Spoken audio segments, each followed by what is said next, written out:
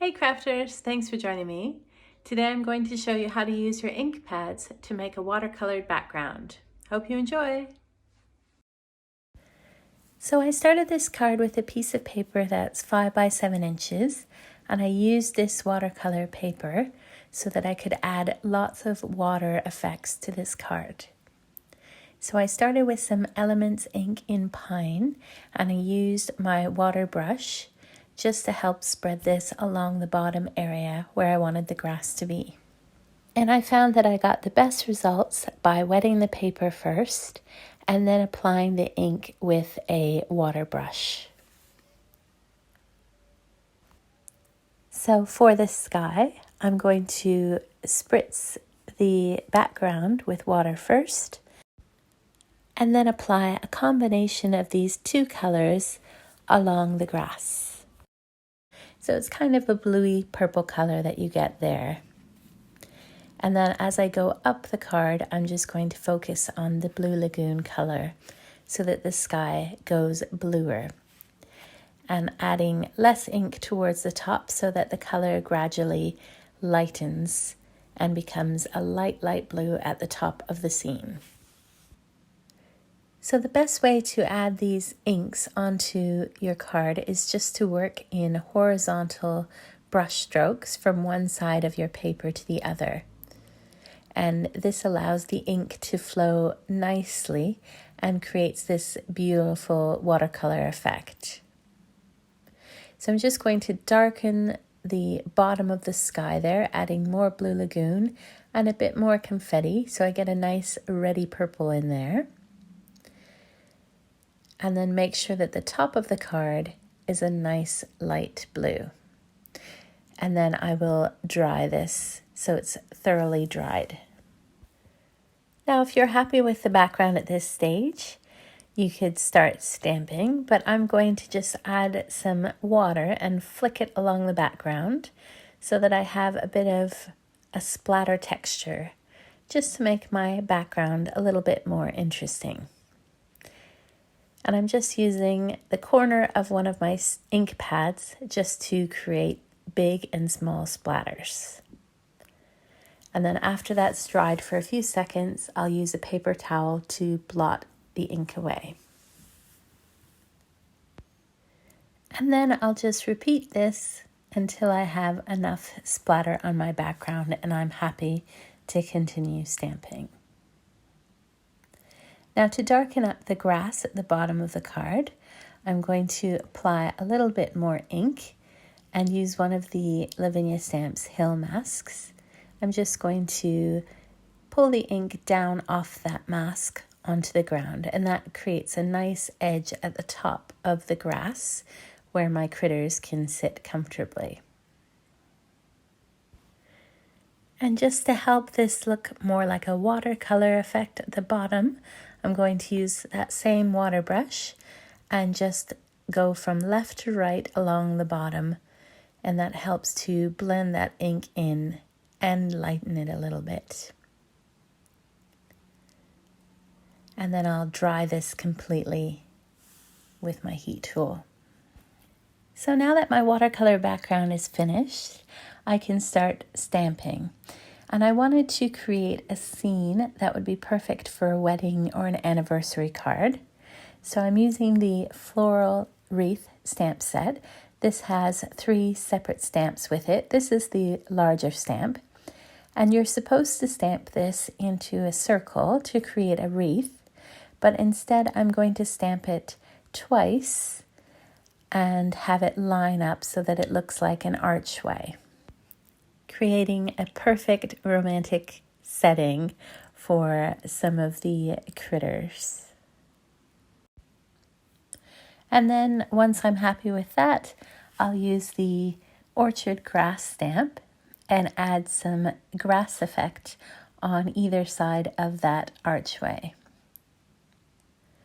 So I'm just stamping a few times on either side of that archway and then once inside the archway.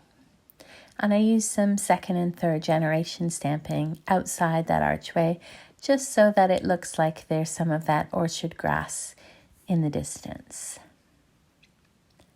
And then I'll use my water brush just to go in between those leaves on that floral wreath.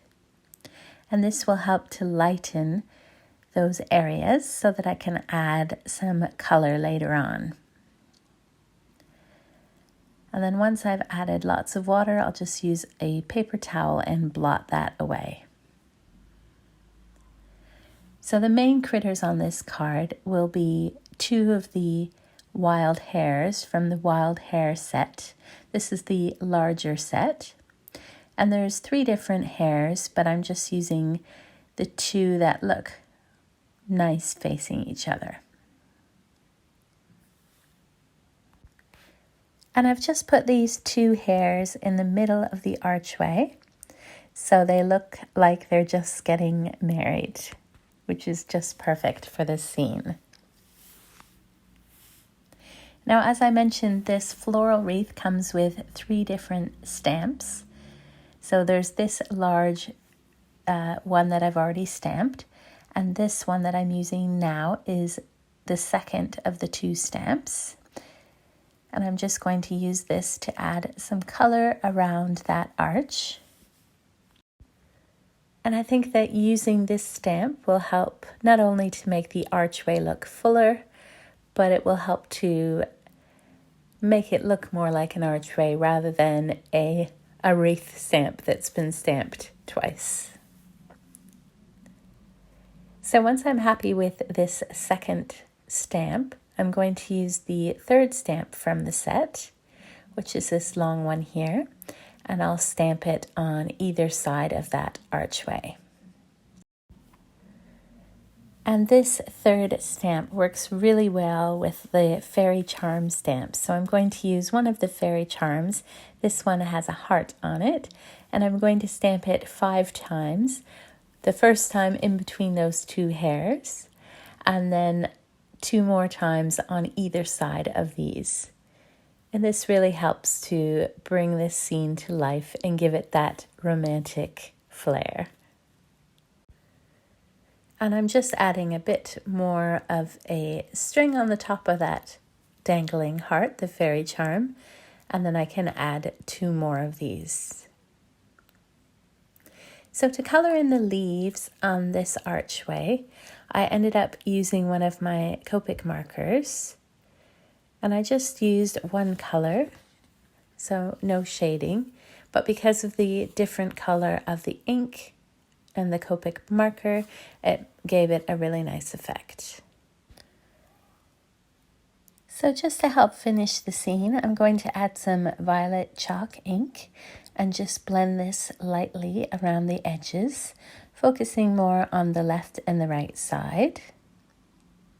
And I think this works really well with that confetti and blue lagoon that's in the middle of the card. This also works really well over that pine colored ink at the bottom and creates a nice brown color. And I think this helps to draw the attention to the main scene in the center of the card as well. And then once I'm happy with that, I'm going to add some blue lagoon ink along the top part of the card. And that blends quite well with that violet chalk. And it helps to draw all the colors together as well.